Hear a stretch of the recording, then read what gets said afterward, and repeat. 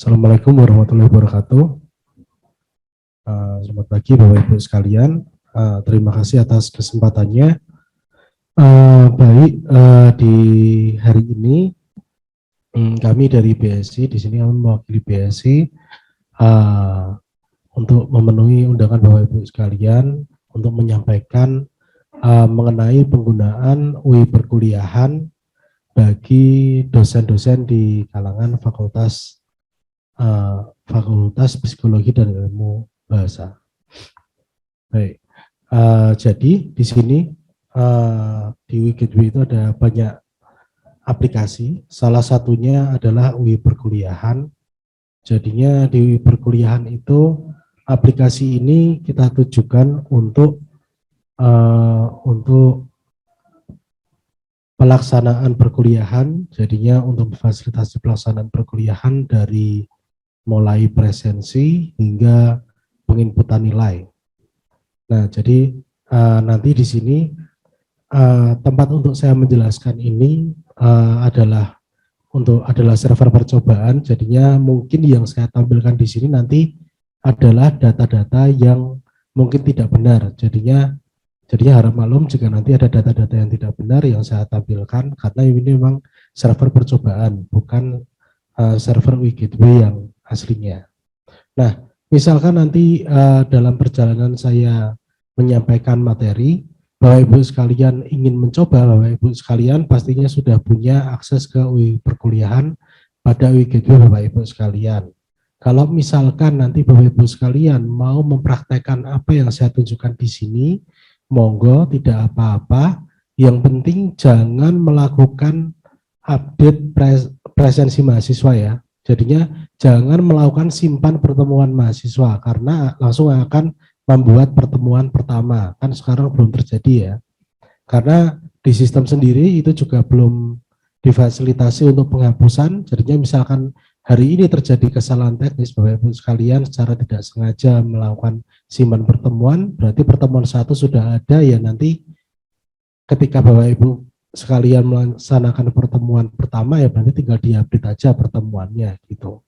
Karena kalau misalkan nanti kami harus menghapus, karena harus menghapus lewat database, tidak bisa menghapus lewat sistem.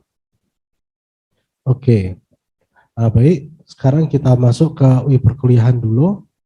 Jadinya dari halaman UI Gateway, untuk login katanya tidak perlu kami jelaskan lagi ya. Lalu kita langsung masuk saja ke UI perkuliahan.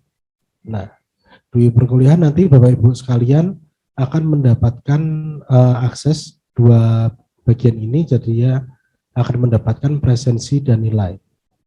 Nah, pertama kita masuk ke presensi. Nah, di presensi ini ada 3 tab. Di sini ada 3 tab.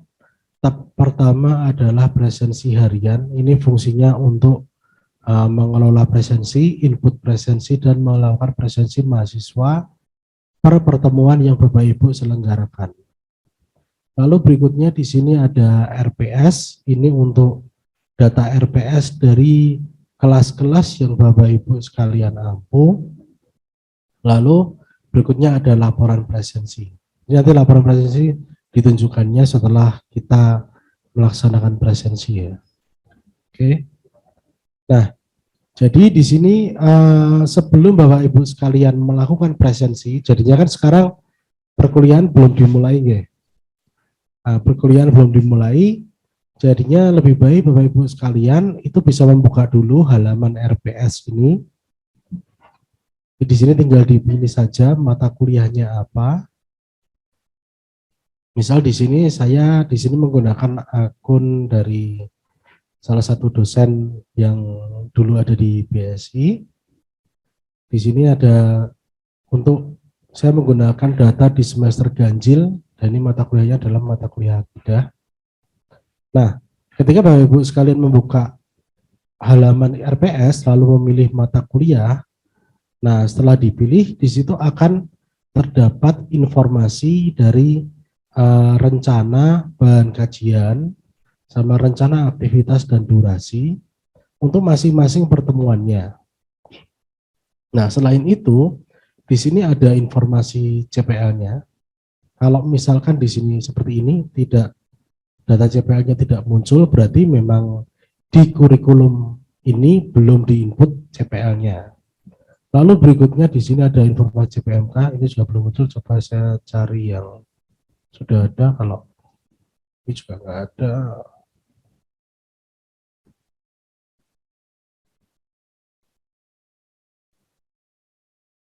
Sebentar ini.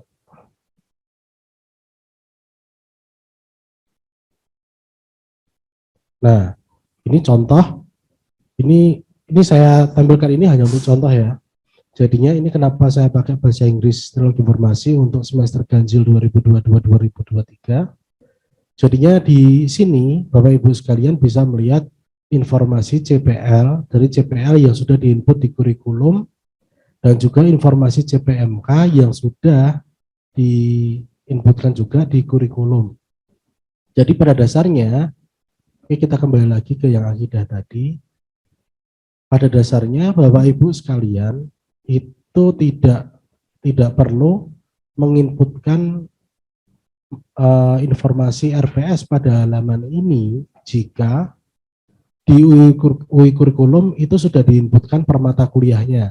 Jadi ya kan sekarang dari setiap fakultas kita semua sudah kita kasih akses ya, sudah kita kasih akses, UI kurikulum.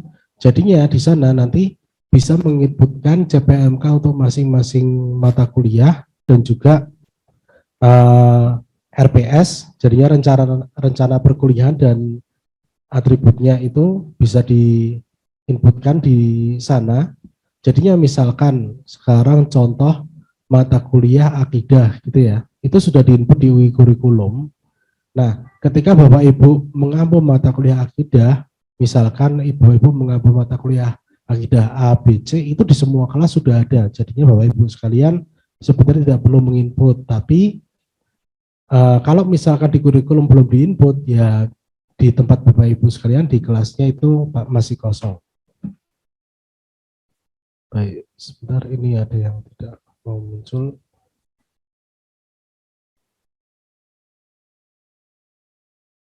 Nah, oke, seperti ini. Jadinya nanti yang di bagian bawah ini nanti akan muncul sudah terisi jika di kurikulum itu sudah diisi. Nah, selain itu di halaman ini Bapak Ibu sekalian juga bisa menginputkan realisasinya. Jadinya misalkan untuk mengupdate realisasi misalkan di akhir gitu pengen dicek semuanya juga bisa lewat halaman ini. Nah, untuk rencana dan bahan kajian ini hanya bisa diinput di halaman ini ya. Nanti tidak bisa Bapak Ibu sekalian ubah-ubah di ketika melaksanakan presensi. Oke. Nah, jadi misalkan di sini kita pakai contoh, sekarang saya taruh dulu.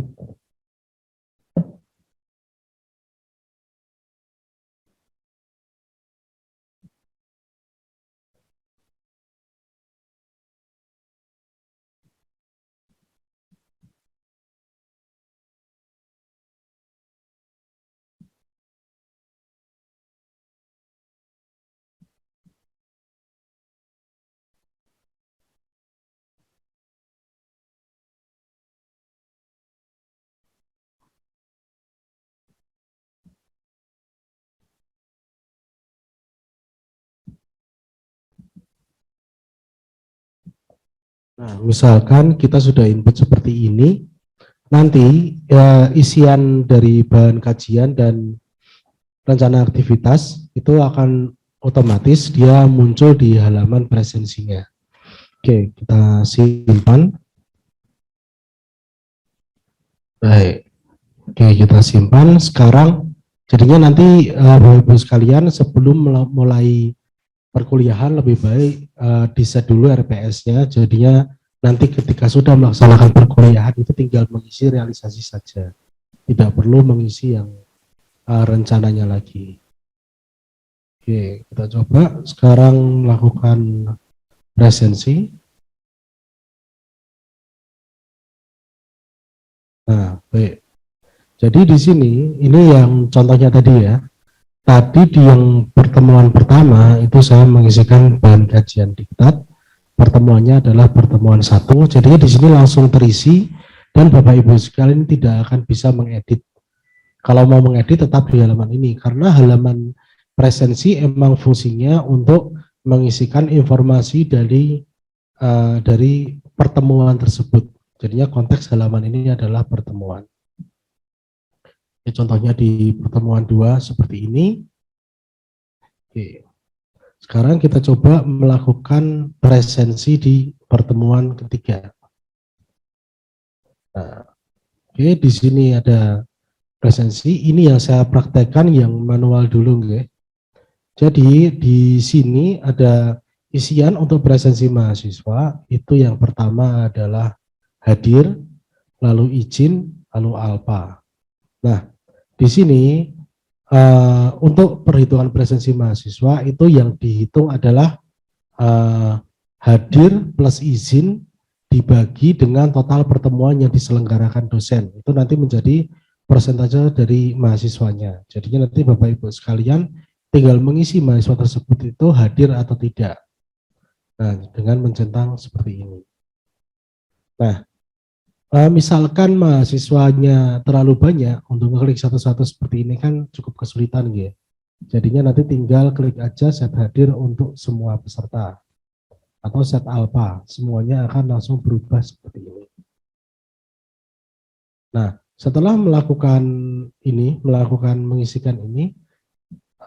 mengisikan presensi mahasiswa, Bapak Ibu sekalian juga wajib mengisikan realisasinya. Realisasinya saya isi deh. Oke.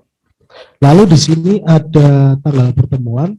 Tanggal pertemuan ini tidak bisa diisi, katanya tidak bisa diisi kalau tanggalnya belum terjadi. Misal hari ini tanggal 2 itu Bapak Ibu sekalian tidak bisa mengisi presensi untuk tanggal 3 dan seterusnya.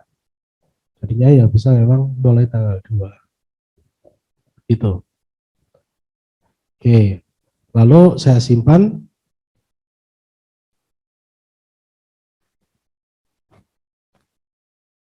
Oke, baik. Nah, di sini dengan ini artinya Bapak Ibu sekalian sudah berhasil menginputkan presensi. Tadi contohnya ya, kan kalau belum terselenggara itu tulisannya belum terlaksana. Tapi kalau sudah terselenggara, itu nanti isinya nama Bapak Ibu sekalian yang menjalankan presensi. Nah, jadi misalkan contoh kelasnya ini adalah tim teaching, Bapak Ibu sekalian punya partner, misalkan punya partner 2 dosen lain gitu ya. Nanti nama yang muncul di sini adalah dosen yang melakukan presensi tersebut. Seperti itu. Jadinya nanti Bapak Ibu sekalian tidak perlu khawatir kalau misalkan Bapak Ibu sekalian menyelenggarakan pertemuan, melaksanakan presensi, lalu itu tidak dicatat oleh sistem. Itu dicatat, jadinya siapapun yang melakukan presensi akan tercatat oleh sistem sebagai identitas dari pertemuan tersebut. Seperti itu. Oke. Nah, jadinya untuk input presensi itu fitur aslinya adalah yang manual ini. Nah, namun untuk memudahkan Bapak Ibu sekali, di sini juga kami sediakan fasilitas untuk melakukan presensi dengan QR code. Nah, untuk demo yang QR code ini tidak akan saya demokan, mungkin langsung saya tunjukkan saja lewat video karena harus menggunakan akun-akun mahasiswa untuk mendemokan. Jadinya nanti langsung saya tampilkan videonya saja, nanti misalkan Bapak Ibu ada pertanyaan bisa ditanyakan, atau misalkan kurang jelas nanti bisa langsung menonton videonya.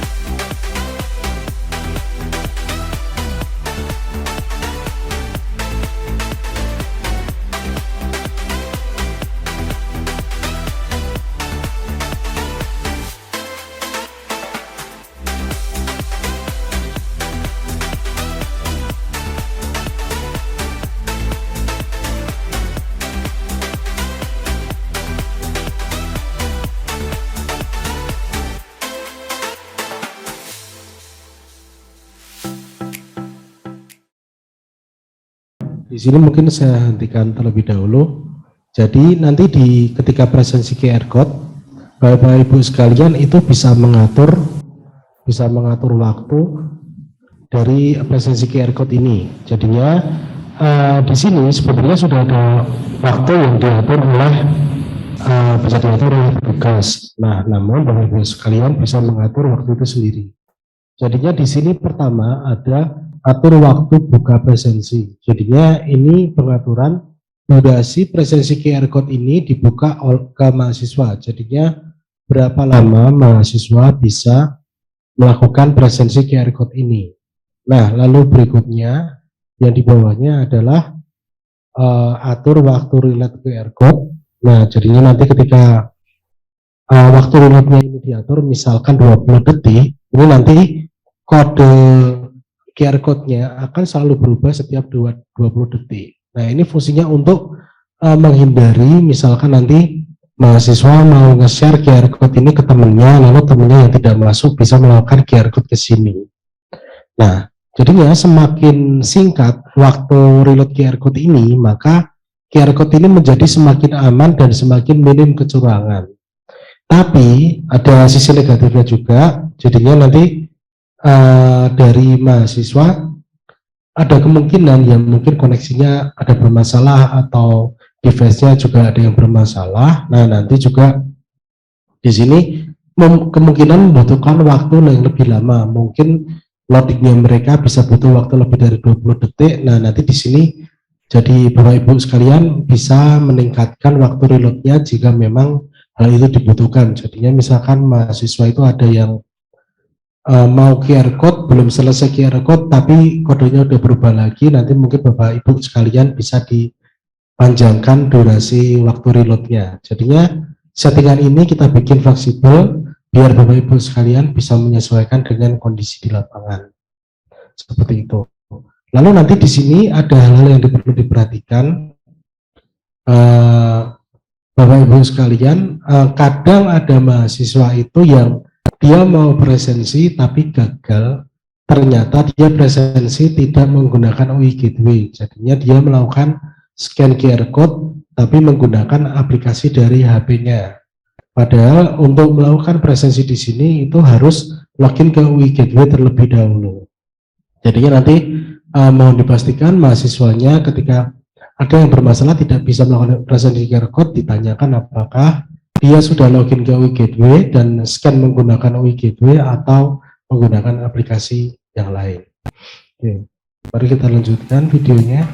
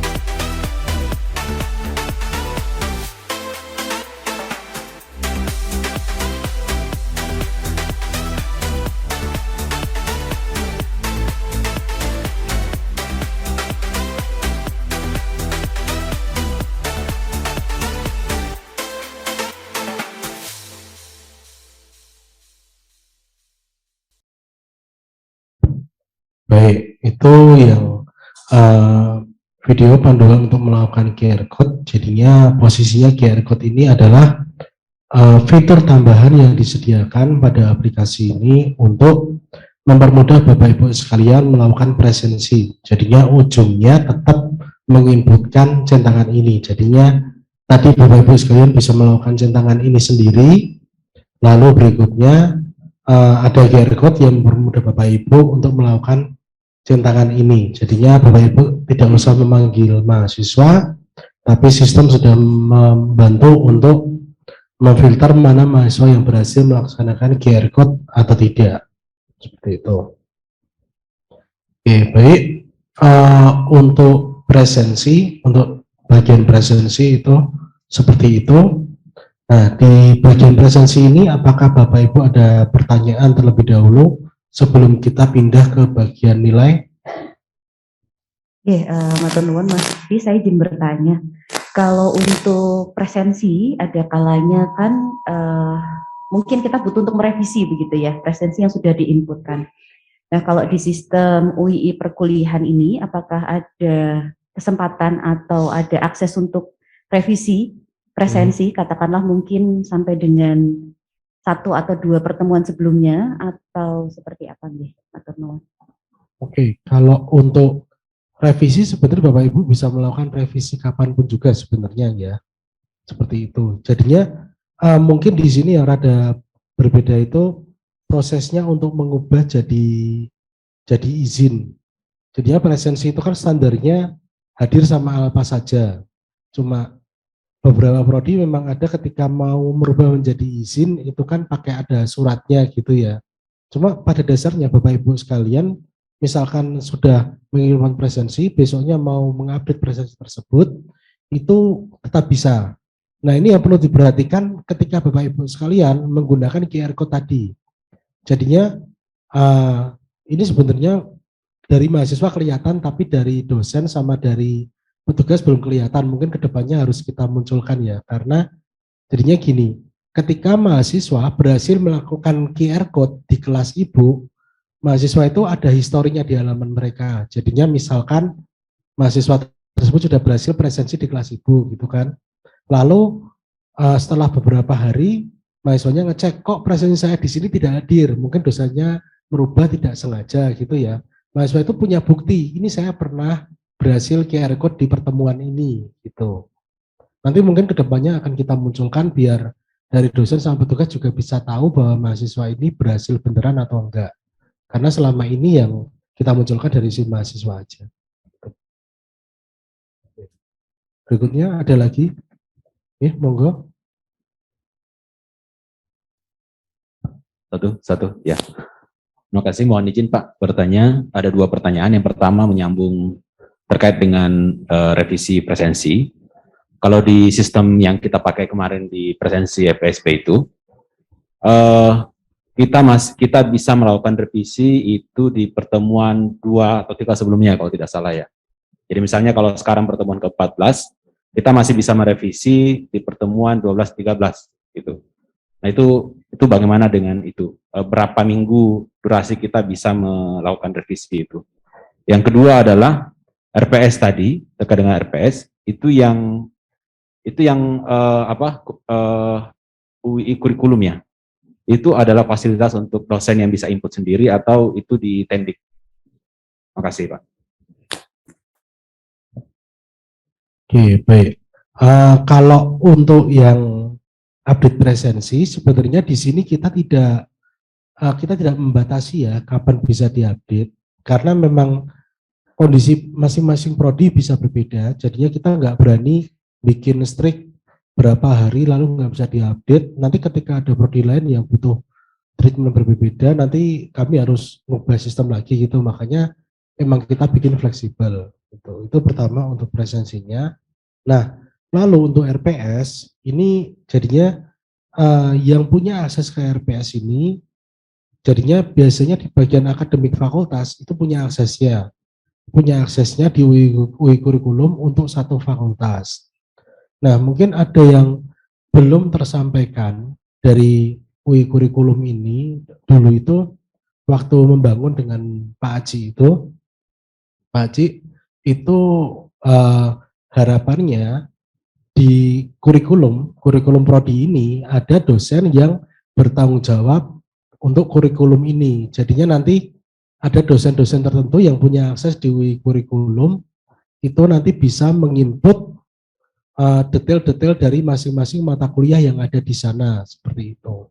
Nah, namun sampai saat ini kelihatannya memang dosen-dosen yang dimaksud itu memang belum ditunjuk sampai sekarang. Jadinya ya yang punya akses sampai saat ini masih petugas-petugas di akademik fakultas. Nanti misalkan dari prodi memang sudah ada dosen yang ditunjuk untuk bertanggung jawab atas kurikulum dan menginputkan informasi untuk masing-masing mata kuliahnya, itu nanti bisa kita kasih aksesnya. Gitu. Sebenarnya aksesnya sudah tersedia, cuma orangnya belum ditentukan seperti itu Pak ceritanya. Gitu. Jadinya kalau pertanyaannya sekarang siapa yang punya akses, ya di akademik fakultas itu pasti punya akses seperti itu. Cuma pertanyaannya apakah yang menginputkan itu harus mereka juga gitu, karena kalau menginputkan mata kuliah saja, mata kuliah untuk beberapa prodi itu kan sudah effortnya besar ya, apalagi detail mata kuliah setiap prodi, nah itu kan effortnya lebih besar lagi gitu. Jadinya itu sih perlu disepakati siapa yang akan bertanggung jawab tentang detail dari mata kuliah ini. Gitu. Baik. Berikutnya. Oh ya, Bapak. Baik, Assalamualaikum warahmatullahi wabarakatuh. Sugeng siang, Pak Lutfi mau tanya yang pertama, untuk RPS itu tadi kan Pak Lutfi menyampaikan ada UII kurikulum itu ya. Itu di akun gateway saya nggak ada menu itu Pak. Berarti ini saya masukkan satu-satu atau bagaimana di RPS-nya ini?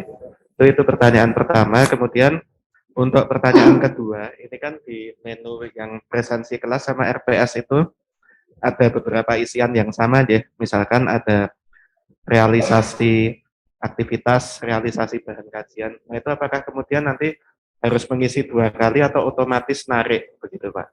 Gitu aja. Matur nuwun. Assalamualaikum warahmatullahi wabarakatuh. Ya, jadinya gini, seperti yang saya sampaikan tadi, UI kurikulum saat ini yang punya akses adalah akademik fakultas. Jadi dosen belum dikasih karena memang belum ditentukan siapa yang bertanggung jawab gitu. Misalkan dari prodi Bapak menentukan Bapak jadi penanggung jawab kurikulum, nanti bisa dikasih akses untuk menginputkan di mata kuliah itu. Jadinya nanti semua kelas di mata kuliah itu langsung ada isinya, tidak usah diisi satu-satu di sini. Oke, seperti itu. Nah, lalu di sini ada RPS ini kan. Jadi yang otomatis terisi dari UI kurikulum jika sudah diisi itu adalah yang bawah ini Pak. Bahan kajian dan rencana aktivitas. Tuh, jadinya ini bisa diisikan di UI kurikulum. Jadinya misalkan diisi mata kuliah akidah, nanti semua mata kuliah akidah di prodi itu akan langsung ada isinya gitu. Nah, lalu untuk yang atas, realisasi bahan kajian, ini bisa diisi di halaman ini, bisa juga diisi di halaman presensi harian. Jadinya diisi di salah satu, di dua-duanya muncul semua gitu. Jadinya sebenarnya itu mengisi ke tempat yang sama kalau tidak perlu mengisi lebih dari satu kali. Seperti itu, Pak. Berikutnya ada lagi. Mau menanyakan kalau misalnya satu mata kuliah itu diampu oleh lebih dari satu dosen, 2 dosen misalnya, apakah presensi ini muncul di dua dosen tersebut? Ya, jadinya kedua dosen bisa mengakses kelas itu semua. Ya, bisa. Nah, enggak, otomatis Pak. Ya, jadinya nanti misalkan kayak gini ya, ini kan contohnya ada, nah ini yang ada logo-logonya kayak gini, ini dosennya lebih dari satu. Nah ini kan jadinya, ini sebenarnya ada dosen-dosen lain yang mengampu mata kuliah NXU, Bahasa Arab Al-Quran, sama Manajemen Pengembangan Teknologi Informasi. Gitu. Jadinya semua dosen yang menjadi pengampu di sini itu punya akses ke sini semua. Nanti yang membedakan ketika presensi nanti akan tercatat di sini nih Pak. Nah ini ceritanya berarti 1, 2, 3 ini yang presensi itu melakukan adalah Pak Fatan. Misalkan berikutnya ada dosen lain yang melakukan presensi ya tercatat juga gitu. Ini seperti itu. Jadinya ini kenapa presensinya kita catat, ini kan kalau sebelumnya itu perhitungan dosen misalkan untuk pembayaran itu kan adalah SKS gitu, pembagian SKS. Tapi kan juga ada wacana yang kedepannya itu mau menghitung berdasarkan kehadiran dosennya kan. Nah nanti misalkan suatu saat kehadiran dosen di pertemuan ini yang mau dihitung itu juga ada datanya gitu. Berdasarkan dari presensi yang dijalankan dosen. Seperti itu Pak. Berikutnya ada lagi. Oke, terkait dengan presensi yang harian di sini kan ini untuk presensi perkuliahan ya Pak. Terus nanti apakah ada fasilitas juga untuk presensi misal UTS sama UAS seperti yang di platform yang dulu? Terus untuk fasilitas cetak berita acara atau cetak daftar presensi mahasiswa, saya lihat di sini belum ada fasilitas cetak itu. Apakah di sini juga atau di lain pilihan menu gitu Pak? Itu aja.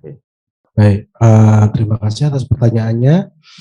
Jadi kalau untuk pencetakan kayak berita acara, presensi mahasiswa, dan lain-lain, itu sebenarnya di sisi petugas itu sudah ada.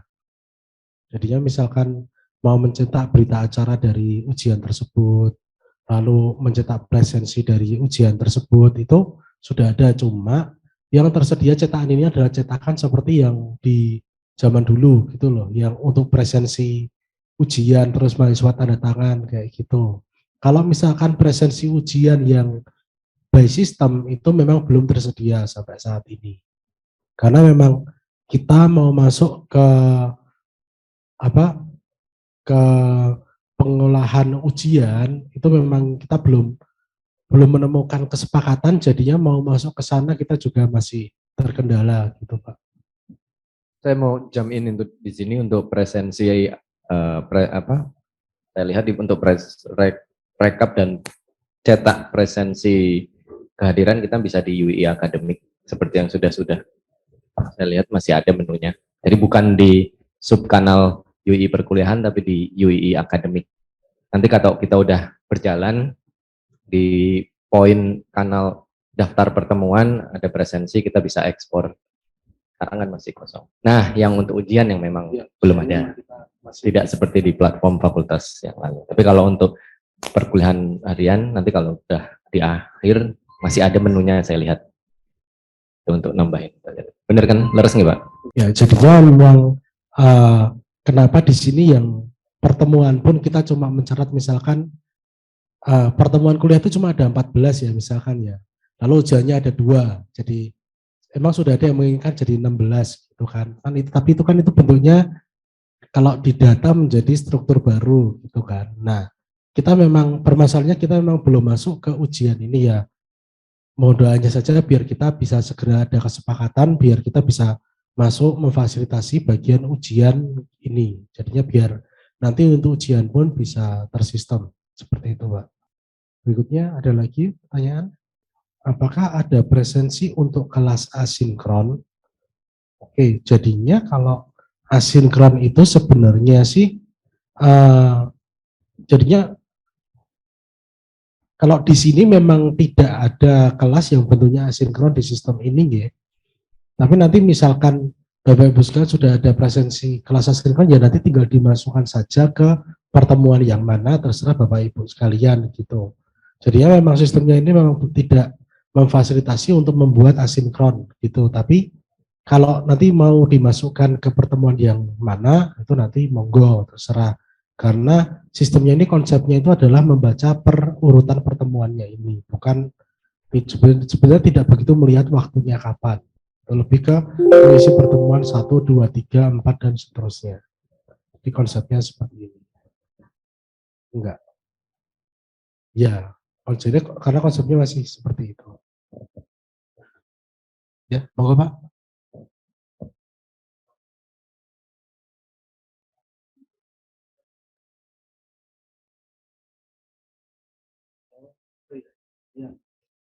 Oke, jadinya ini dalam konteksnya tadi Bapak menanyakan jam jadwal kuliah mahasiswa atau jam terlaksananya pertemuan. Oh, jam kehadiran. Oke, kalau jam kehadiran itu memang di sistem ini memang belum tercatat karena pertemuan di sistem ini tuh yang dicatat itu adalah pertemuan 1, 2, 3-nya. Kita memang belum mencatat kapan pertemuan itu terjadi gitu. Karena sebetulnya di sini pun ada waktu yang tercatat, ini waktunya pun jadinya waktu ini pun bisa dirubah oleh dosen gitu. Jadinya memang tidak, sebenarnya kalau dibilang real pun tidak real juga karena konsep presensi yang ada di sistem yang sudah ada dulu itu memang adalah pertemuan 1, 2, 3 gitu. Kita belum pindah ke konsep pertemuan yang udah kayak kalender, jadinya bisa langsung waktunya pun kelihatan kapan pertemuan diselenggarakan. Nah, itu kita belum melangkah ke sana seperti itu, Pak. Oke, Pak. Mungkin meneruskan pertanyaan Bu Mira yang di chat. Selama ini kan kita pakai portal fakultas, nih. Apakah dengan sosialisasi ini, maksudnya portal itu akan ditutup, begitu? Jadi hanya pakai yang ini.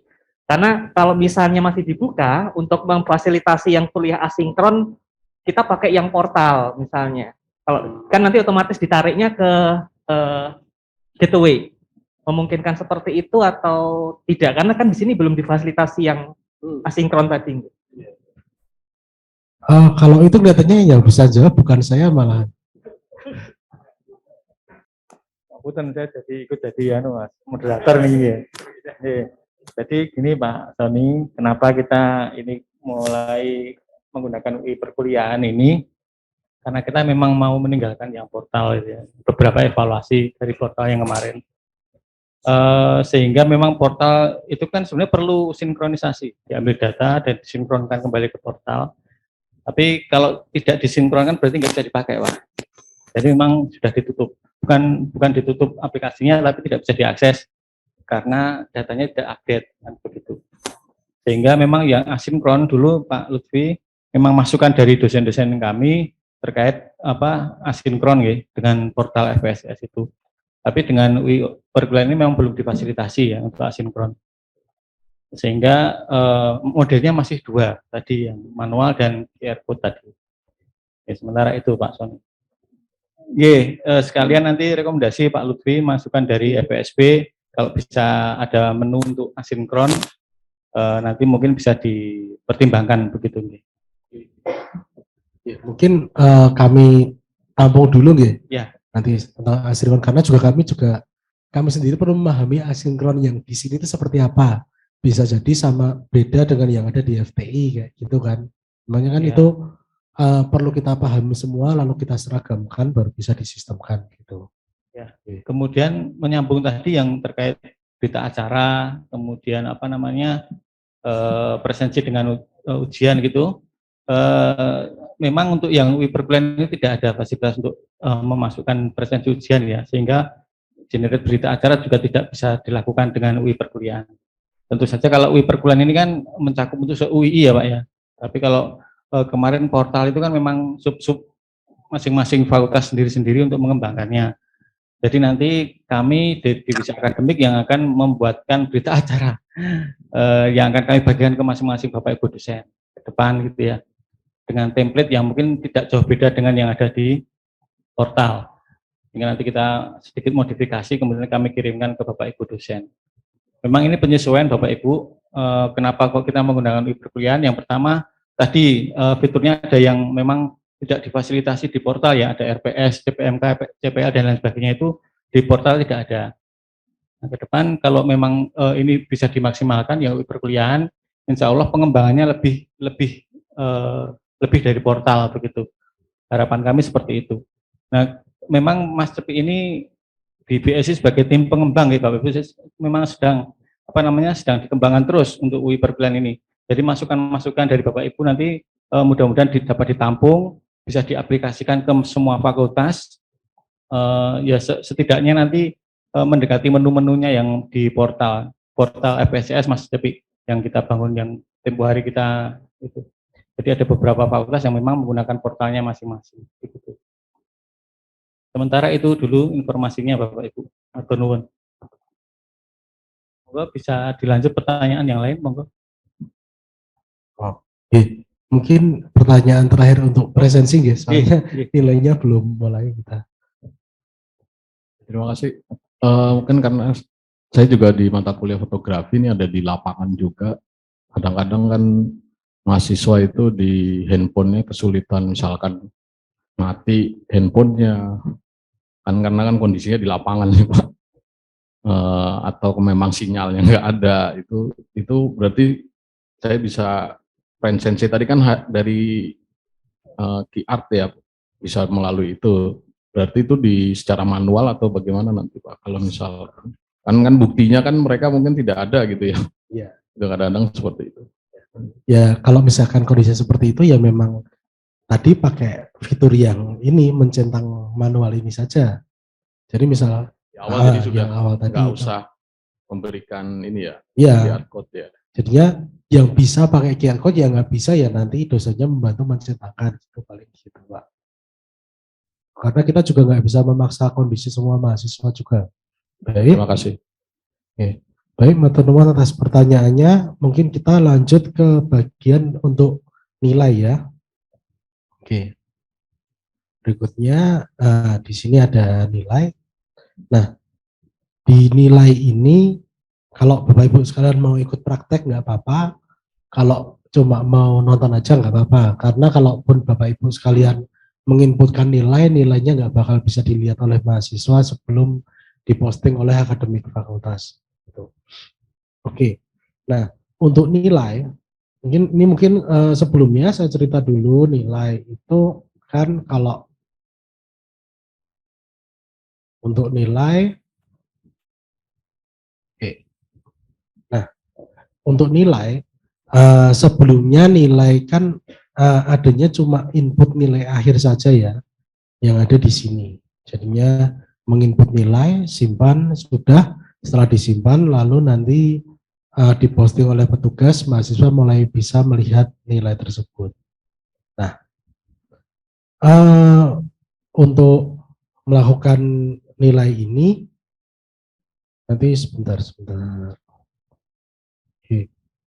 Untuk melakukan input nilai di sini ada, nah di sini kita sediakan fasilitas yaitu namanya komponen nilai. Kalau nilai ini sebenarnya sama, menginput nilai akhir, tapi prosesnya dibantu dengan komponen dan perhitungan seperti itu. Nah, kita contoh, kita pilih mata kuliah ini. Nah, oke. Nah, di sini. Jadi di sini kita bisa melihat ada beberapa fasilitas, ada impor, ada atur rentang nilai akhir, sama atur komponen dan bobot. Seperti itu.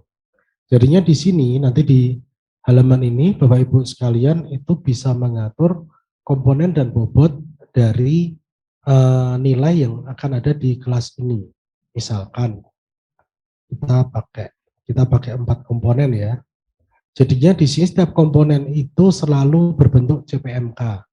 Jadinya misalkan nanti Bapak Ibu ada yang mau masukkan nilai UTS, nilai UAS, itu ya nanti tinggal dimasukkan saja ke CPMK yang mana. Gitu. Karena memang sebelumnya kita mau sediakan ada nilai UTS UAS, tapi dari pimpinan menginginkan bahwa ini hanya CPMK. Jadinya misalkan masih ada dosen yang menggunakan nilai UTS UAS, itu memang juga dibiasakan untuk menggunakan CPMK. Jadinya apa yang tersedia di sini cuma CPMK saja, tidak ada UTS UAS. Nanti kalau ada tinggal dianggap sebagai CPMK yang mana, seperti itu. Oke. Nah, di sini pertama kita bisa ngeset bobot dulu. Misalkan kita set bobot di sini, misalkan CPMK 20%. Gimana?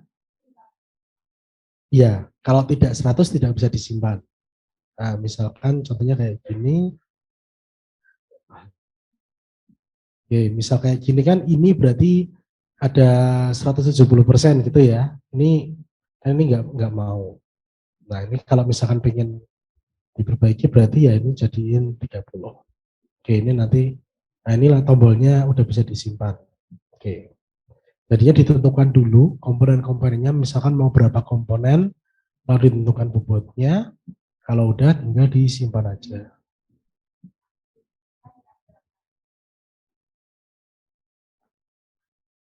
Nah, kalau di sini sebenarnya kita mau 20 CPMK juga bisa diinput, karena memang jadinya belum ada standar yang bisa membatasi berapa CPMK gitu Bu.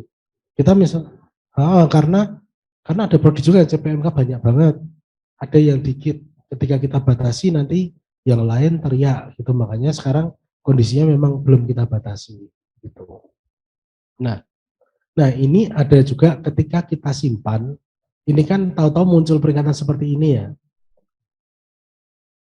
Apakah Anda yakin untuk mengubah komponen? Jadinya ceritanya sebelumnya di mata kuliah ini itu sudah ada komponen dan bobotnya. Sudah di-set, nilainya juga sudah dimasukkan. Nah, ketika komponen kita rubah-rubah, otomatis kan jadi tidak valid semua nih. Dan semua yang diinputan kemarin kan juga pasti wadahnya pun jadi kacau semua. Makanya kita fasilitasi kalau Bapak Ibu sekalian pengen mengunduh nilai yang kemarin sudah pernah diinputkan apa saja, itu bisa diunduh dulu.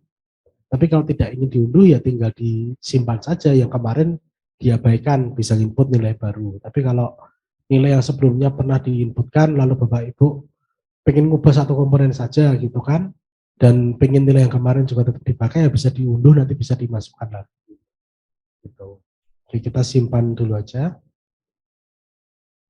Oke. Nah di sini, oke, di sini nanti untuk menginputkan nilai itu ada beberapa cara. Cara yang pertama yaitu cara cara manual. Cara manual berarti kan kita nginputin manual gitu ya.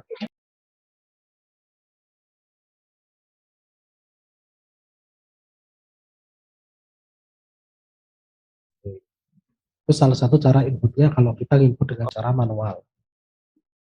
Tapi bisa juga kalau kita misalkan mau menggunakan impor gitu. Misalkan mahasiswa Bapak Ibu sekalian misalkan 50 orang gitu, kita mau inputting ya klik ini satu-satu itu kan juga memakan banyak waktu ya. Di sini juga kita sediakan fasilitas untuk impor. Nah di sini contohnya kita unduh template dulu.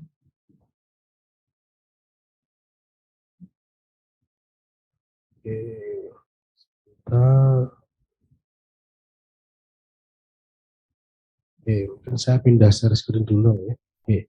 Jadinya misalkan gini, Bapak Ibu sekalian, misalkan setelah selesai penyampaian CPMK 1 gitu kan, Bapak Ibu sekalian sudah punya nilai CPMK 1, ya udah ini tinggal, misalkan nilainya ini baru CPMK 1 gini ya. Berarti ini tinggal di-upload aja nilai ini gitu. Nanti misalkan lalu CPMK 2 Bapak Ibu udah selesai CPMK 2 gitu kan, mahasiswa sudah punya nilai ya tinggal diinput dan aja di Excel ini, misalkan kayak gini, terus kayak gitu. Nah, misalnya kayak gitu. Oke, udah disimpan. Nah ini saya balik lagi ke halaman yang tadi, halaman UI Gateway-nya. Berarti kan ini kondisi sekarang kan tadi cuma baru CPMK 1 aja yang ada nilainya ya. Nah sekarang ceritanya saya baru aja selesai menyampaikan CPMK 2 dan mahasiswa itu sudah punya nilai CPMK 2. Nah ini tinggal saya unggah berkas saja yang tadi. Unggah berkas yang ini.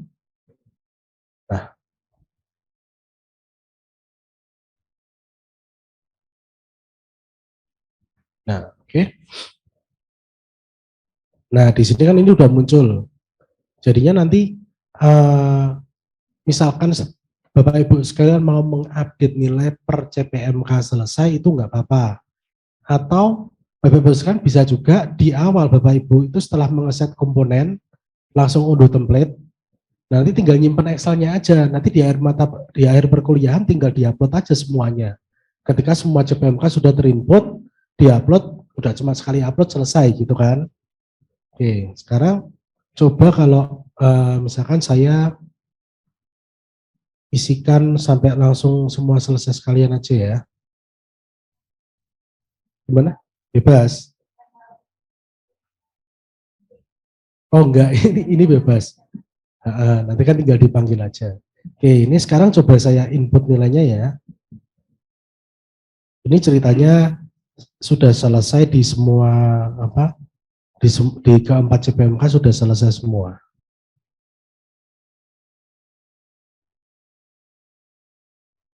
Oke, misalkan seperti itu. Lalu saya balik lagi ke yang tadi. Ya, di sini saya impor lagi.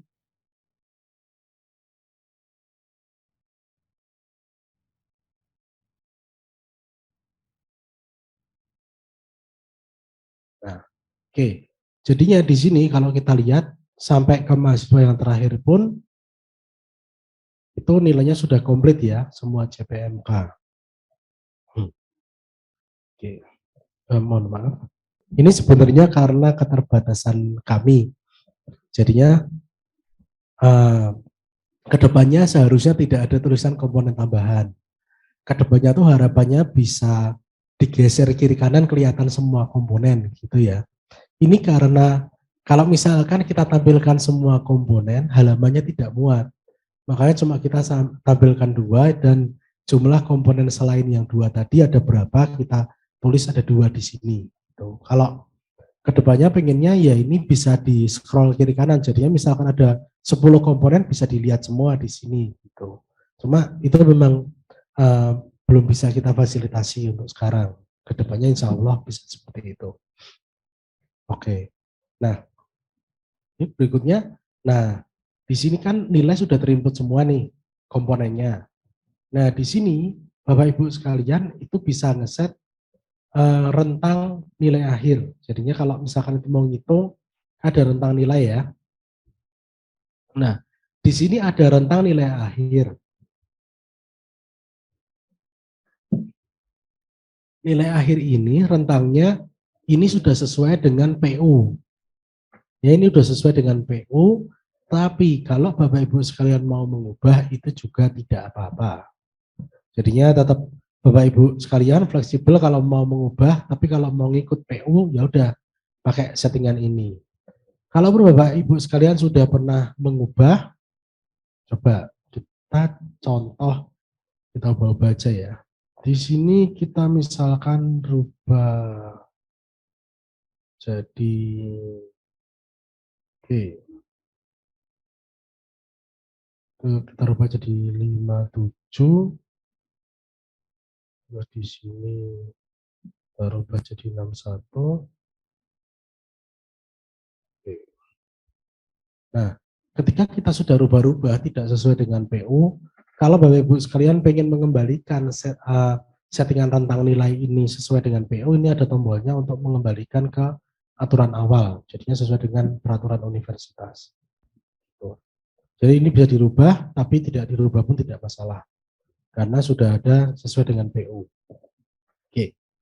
Nah, lalu berikutnya di sini setelah tadi nilai diinput, Bapak Ibu sekalian bisa melakukan perhitungan nilai. Jadinya perhitungan nilai ini rumusnya sudah sesuai dengan bobot dan sudah disesuaikan dengan PU tadi. Kita coba hitung. Oke. Jadinya dengan kondisi nilai yang terakhir diinput tadi itu kondisi nilai mahasiswa itu seperti ini. Nah, nilai yang di halaman ini kondisi sekarang ini masih ada di halaman komponen nilai, belum masuk ke nilai kelas ya. Nah, untuk memasukkan nilai ini ke nilai kelas, ini kan contohnya misalkan kita lihat ini ya, di sini nilainya adalah A, min, dan A. Sementara kalau kita lihat nilai di kelas, misalkan kita lihat nilai di kelas ini, ya tadi akidah ya. Nah, tadi itu nilainya yang nomor 1 masih kosong, nomor 2 A, nomor 3 B per C, nomor 3 A. Nah, sekarang kita terapkan nilai yang hasil hitung tadi ke nilai kelas. Oke. Ini yang gagal diperbarui itu kenapa?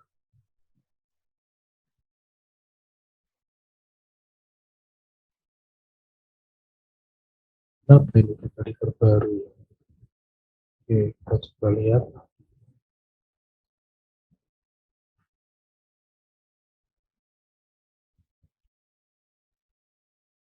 Oke, ini kayaknya ada kemungkinan nilainya mahasiswanya sudah konversi atau apa.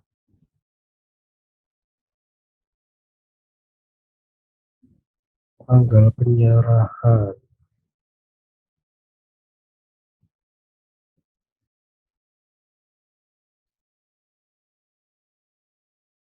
Coba dari tanggal ujian.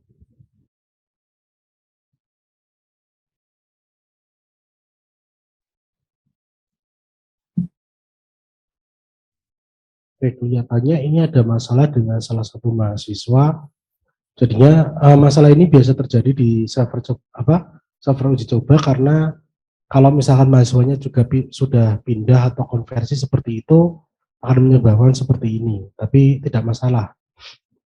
Oke, misalkan kita pakai sampel, kita pindah ke kelas lain aja yang ada mahasiswanya.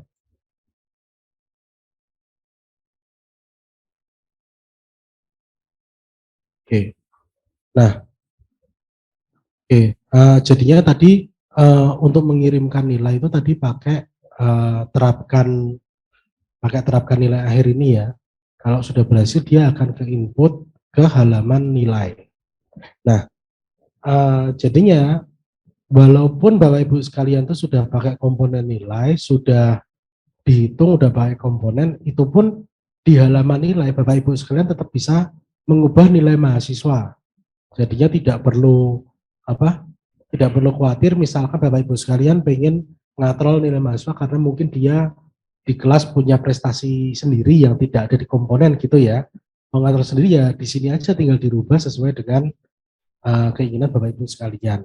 Cuma kalau nilai itu memang yang perlu diperhatikan, dinilai itu ketika Bapak Ibu sekalian sudah nginput semua nilai mahasiswa, jadinya ketika nilai mahasiswa itu, Bapak Ibu misalkan punya 50 mahasiswa di satu kelas, Bapak Ibu sekalian baru nginput 49 nilai, itu Bapak Ibu sekalian masih bisa ngubah-ngubah nilai.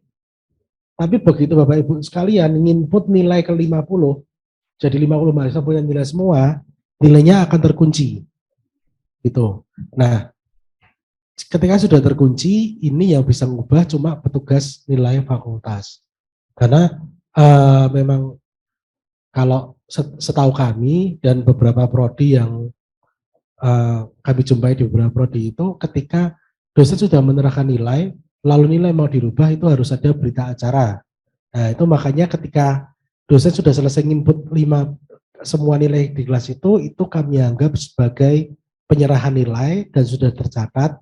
Jadinya kan misalkan ada prodi yang seberapa cepat dosen melakukan penyerahan nilai itu misalkan ada penghargaannya, itu kan di sini juga ada catatannya misalkan mau dipakai. Tapi kalau di FPSB tidak dipakai juga tidak masalah.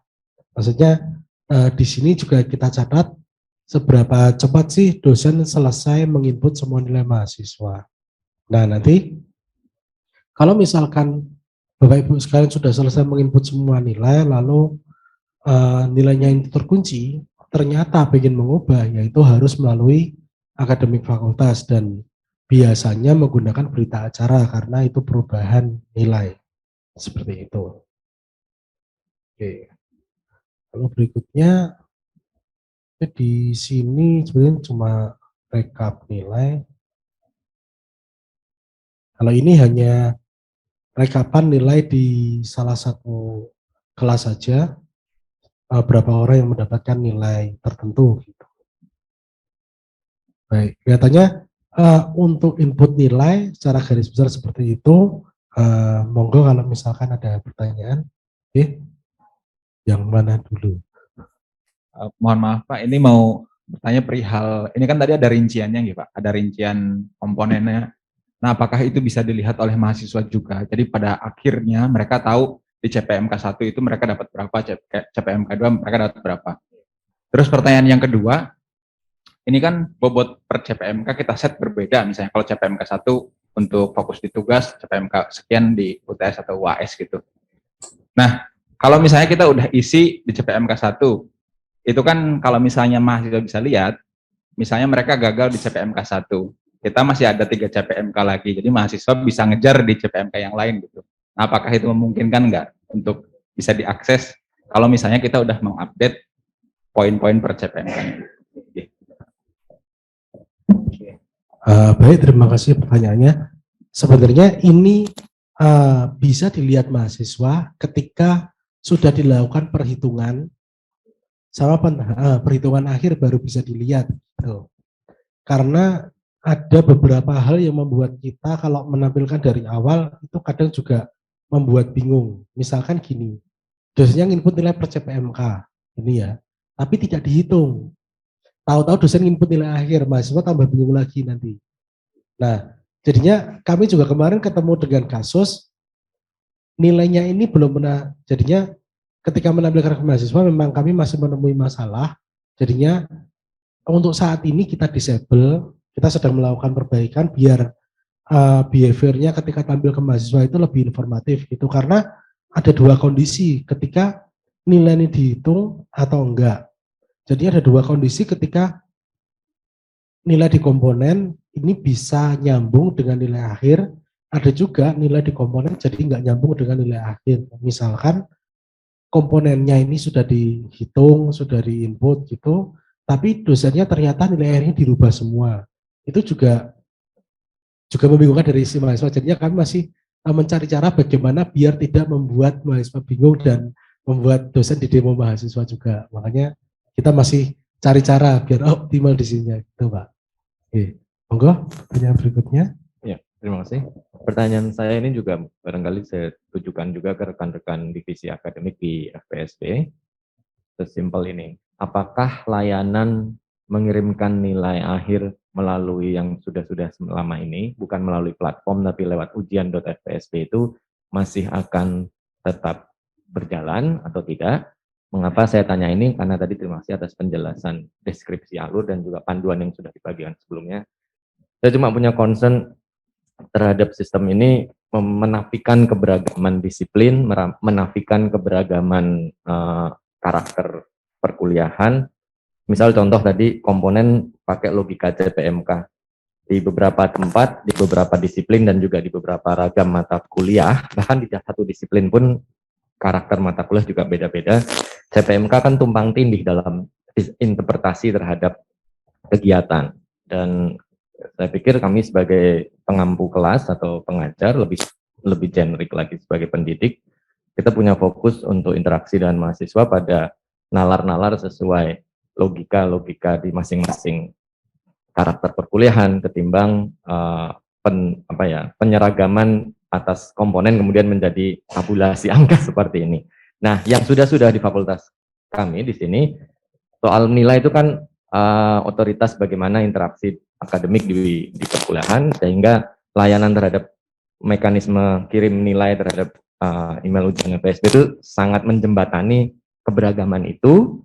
Di saat yang sama rekan-rekan kolega tendik itu juga bisa kemudian mengupdate ke sistem, mahasiswa dapat pemahamannya karena memang selama ini misal contoh logika di kelas kan kayak tadi ada kelas karakter praktik, karakter teori, karakter metode. Keberagaman atas logika komponennya bisa macam-macam, Mbak. Jadi satu CPMK bisa atas lain-lain dan yang di benak mahasiswa ya ini. Concern saya terhadap pertanyaan saya tadi adalah jika layanan ujian FPSB itu masih dibuka dengan ada sistem ini, kita punya alternatif dan itu saya pikir bagus. Kita tetap akan mudah.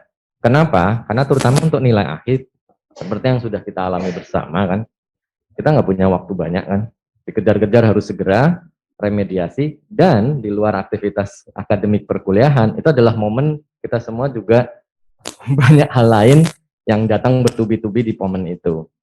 Bagi saya secara pribadi dan beberapa rekan lain di Prodi, biasanya waktu itu kami juga fokuskan untuk lebih penting bagaimana mahasiswa punya feedback tertulis dari kami. Di luar platform apapun lah, masing-masing dosen punya pengembangannya sendiri. Itu adalah momen saat kita mengisi ini, adalah momen bagaimana mahasiswa bisa punya ruang untuk interaksi, dapat umpan balik dari dosen, dan kalau saya secara pribadi biasanya fokuskan untuk menulis umpan balik tertulis, supaya mereka bisa improve di fase jenjang berikutnya. Jadi pertanyaan saya ini mungkin lebih ke sifatnya satu konfirmasional, terutama kepada rekan-rekan divisi akademik dan kuliahan di FSD. Yang kedua, diskusi bersama sih.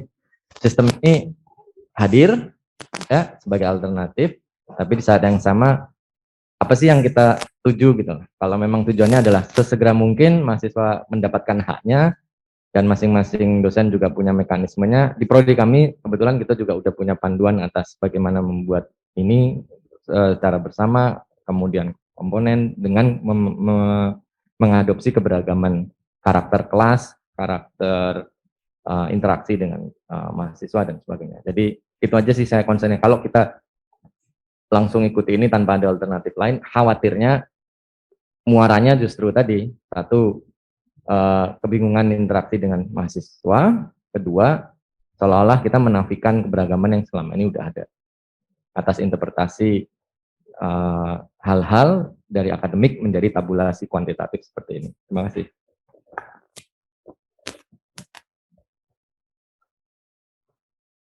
Ya, ini saya melanjutkan dari Mas Aki aja. Pertanyaan saya sederhana aja, taktis gitu. Kan kalau di kami itu kadang 2-3 tugas itu untuk menguji 1 CPMK. Ini misalnya karena pembahasan itu kan sebetulnya pada level yang atau misalnya 1 ujian akhir itu kan untuk menguji beberapa CPMK, tidak bisa 1 CPMK. Nah, dia menyangkut misalnya soal analisis, pemahaman teoritik dan seterusnya.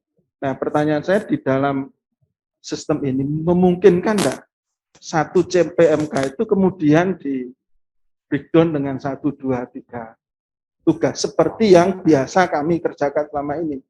Jadi misalnya kemampuan analitik gitu. Nah, atau kemampuan pemahaman. Nah, ini kan biasanya habis kuliah lalu ada tugas sifatnya kelompok atau misalnya kemampuan komparatif misalnya. Nah, itu memungkinkan enggak? Matur nuwun. Baik. Mau tanya dulu atau dijawab dulu? Mungkin sekalian aja gitu. Oh iya.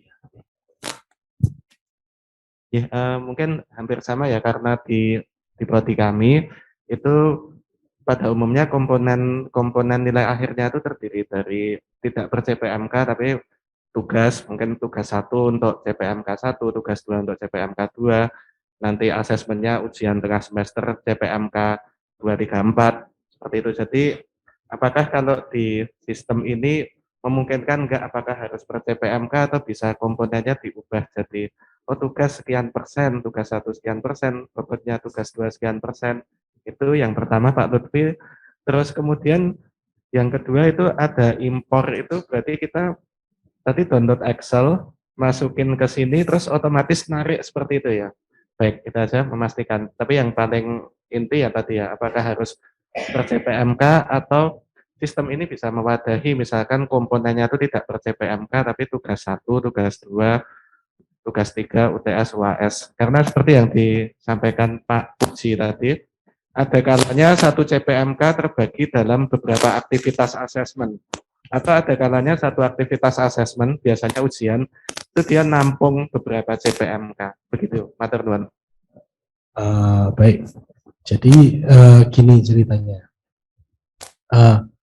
Jadinya tadi di tempat Bapak Ibu kan ada beberapa komponen. Komponen itu bisa membentuk 1 CPMK, atau komponen ini mecah ke beberapa CPMK malahan, seperti itu ya. Nah, tapi ketika untuk dikombinasikan menjadi nilai akhir, ini kan adalah kombinasi dari CPMK itu dan dikombinasikan jadi nilai akhir kan ujungnya gitu. Nah, jadinya, nah inilah kenapa waktu itu pimpinan meminta kami untuk membuat jadi CPMK semua, karena memang mau membiasakan dosen itu arahnya sudut pandangnya ketika memasukkan nilai itu sudah bentuknya CPMK. Mungkin nilai per komponen tadi itu bisa mungkin dosen bisa menyimpan di file sendiri gitu kan. Dan itu sudah diarahkan ke masing-masing CPMK, dan nanti ketika masuk ke sini itu sudah bentuknya yang per CPMK. Itu dari yang kemarin ya, dari pimpinan yang kemarin ya. Kalau ini kan sekarang udah pimpinan baru, kita juga belum tahu keinginannya seperti apa. Nah, mungkin saja nanti bisa berubah ya. Sebenarnya kalau dari kami sih ngikut gitu. Itu jadinya kalau misalkan ditanya kami punya tujuan gimana ya, kami sebenarnya pengen memfasilitasi apa yang diminta. Kan kami sudah beberapa kali mendapatkan request tentang komponen nilai gitu. Nah, kami berusaha mengkonsep komponen nilai ini, dan ketika bertemu pimpinan diarahkan untuk ke sini gitu. Dan ya memang waktu itu pimpinan juga beranggapan pasti nanti akan ada yang berbeda pendapat, tapi ya udah nggak apa-apa, diarahkan ke situ dulu. Nah, mungkin sekarang ada pimpinan baru ya, mungkin Bapak Ibu bisa melobi pimpinan yang baru kali aja nanti bisa lebih sesuai gitu. Inkonsistensi atas Hanbuan, misal waktu kita menyusun standar ujian, soal ujian itu berkali-kali selalu diingatkan pakai standar yang ini atas sudah seperti yang disampaikan dari BPA misalnya. Oke, dan harus pastikan CPMK-nya ada muncul beberapa di situ. Ketika tadi disampaikan bahwa masuk ke sistem yang lain ini kita harus dikombinasi CPMK. Yang ada nanti pada prakteknya, setiap aktivitas assessment kita akan melakukan sesuatu, mahasiswa tahu itu tujuannya apa, kita akan mengurainya kembali menjadi logika ini hanya demi mengisi ini. Saya pikir nggak perlu dah, dan saya yakin di sistem BSI juga nggak ada relevansinya juga.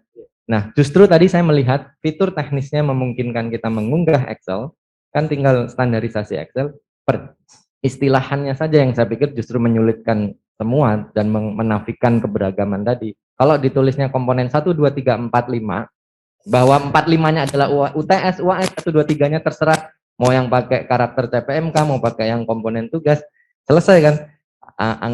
Sistemnya muncul, angka muncul, konversi nilai muncul. Tapi dengan penstandarisasian harus CPMK, ini yang saya pikir akan jadi problem di masing-masing situasi. Ada yang bisa jalan, ada enggak, ada yang akhirnya jadi kerja berlipat-lipat yang tidak ada relevansinya sama sekali dengan apa yang sudah berjalan dengan interaksi dengan mahasiswa. Saya pikir ini catatan juga sih buat sama. Oke, baik. Gitu, mungkin untuk masalah CPMK ini, pengistilahan ya, pengistilah CPMK ini menjadi malah mempersulit, itu juga saya tidak bisa berkomentar banyak. Karena sebenarnya sistem ini sebelumnya itu seperti yang Bapak utarakan tadi. Komponennya itu komponen 1, 2, 3, ada uji UTS, UAS, kayak gitu. Cuma ketika ya kami, pimpinan yang meminta kami seperti itu, ya kami cuman bisa ngikut pada waktu itu. Gitu. Ya mungkin nanti kalau kedepannya ada kita pengembangan lagi di sini untuk mengoptimalkan fungsi dari fitur ini, ya semoga saja tadi yang kebutuhan tadi bisa difasilitasi kembali, gitu Pak.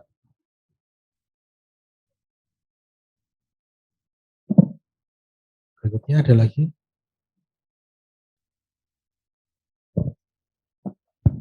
Oke,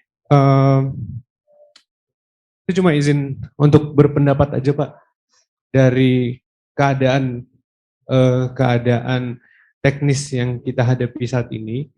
Mungkin ini saya hanya menyarankan saja bagi akademik fakultas, bagi BSI dan juga bagi pimpinan di FPSB, mungkin bisa dijajaki apakah kita tidak langsung mengaplikasikan sistem ini pada semester ini, tetapi mungkin menjadikan semester ini sebagai semester transisi.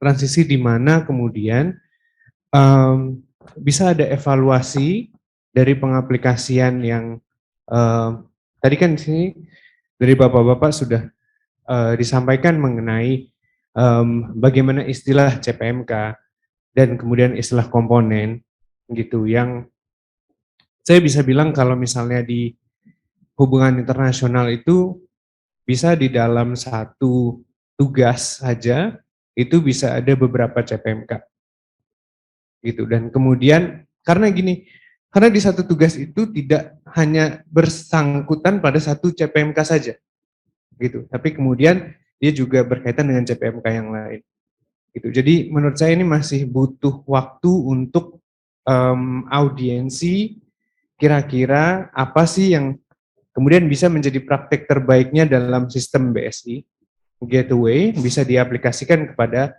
dosen-dosen.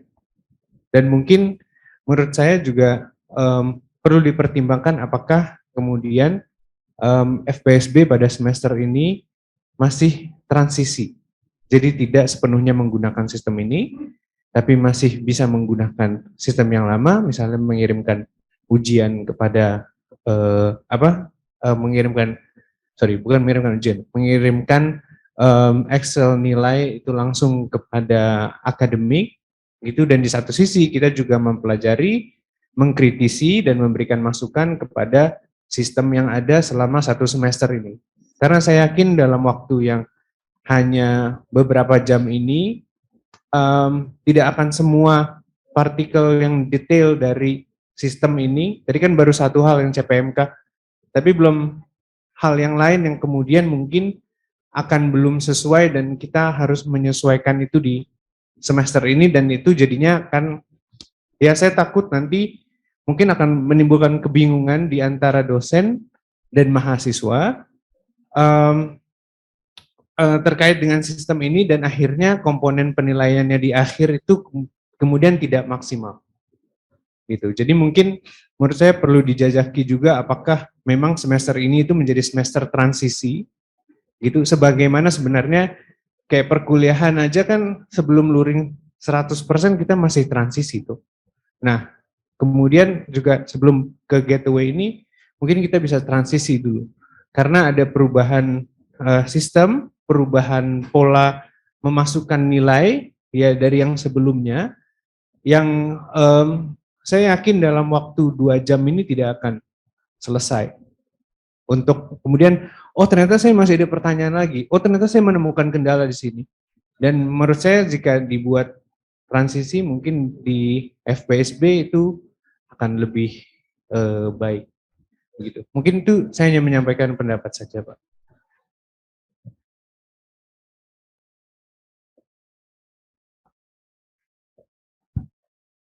Oke, baik, terima kasih atas penyampaian pendapatnya. Ada pertanyaan lagi atau sudah cukup? Oke. Ya, kelihatannya materi yang bisa kami sampaikan mengenai perkuliahan seperti itu. Terima kasih atas perhatian Bapak Ibu sekalian. Semoga yang kami sampaikan ini bisa bermanfaat. Kalau ada lebih atau ada lebih kurangnya dari kami, mohon maaf. Wassalamualaikum warahmatullahi wabarakatuh.